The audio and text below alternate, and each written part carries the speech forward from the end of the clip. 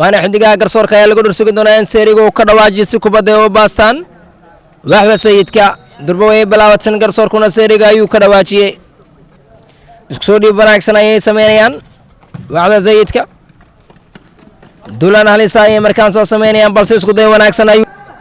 farxaan oo uu soo dhigay weli way soconaysaa abshir bashka abshir 1-0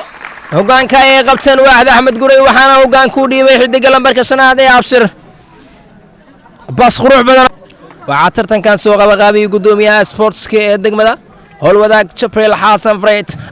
sayidka 1-1 sayidka ayaa ciyaarta ka dhigay gool iyo gool qaybta koowaad ee kulanka sayidka kubaddu waxaan uu saaxiibkii kale ayuu ciyaarta kaga dhigay Petro Basco beautiful goal si wanaagsan ayuu bashka ciyaar qurux si wacan kaga dhaliyay markii loo eego sida uu ka soo dhaqaaqay xidiga lambarka 6 ee waaxda Axmed Guray markaan farxaan an Basco 3-1 saddex gool iyo gool ay ciyaarta ka dhigeen inkastoo caseer kubaddu u dhacay haddana waa lagu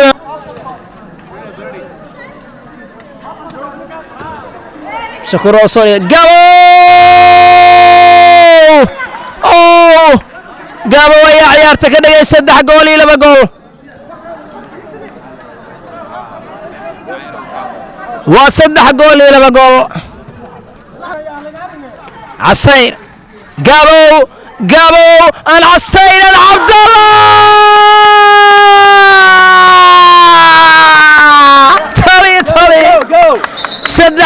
سدح قولي عيارة نقطي عسير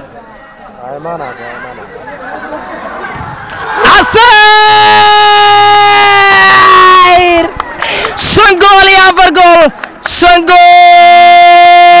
يا فرقول وافر جول يا سدع جول كي أفراد يدين دقمدا وواحدة زيد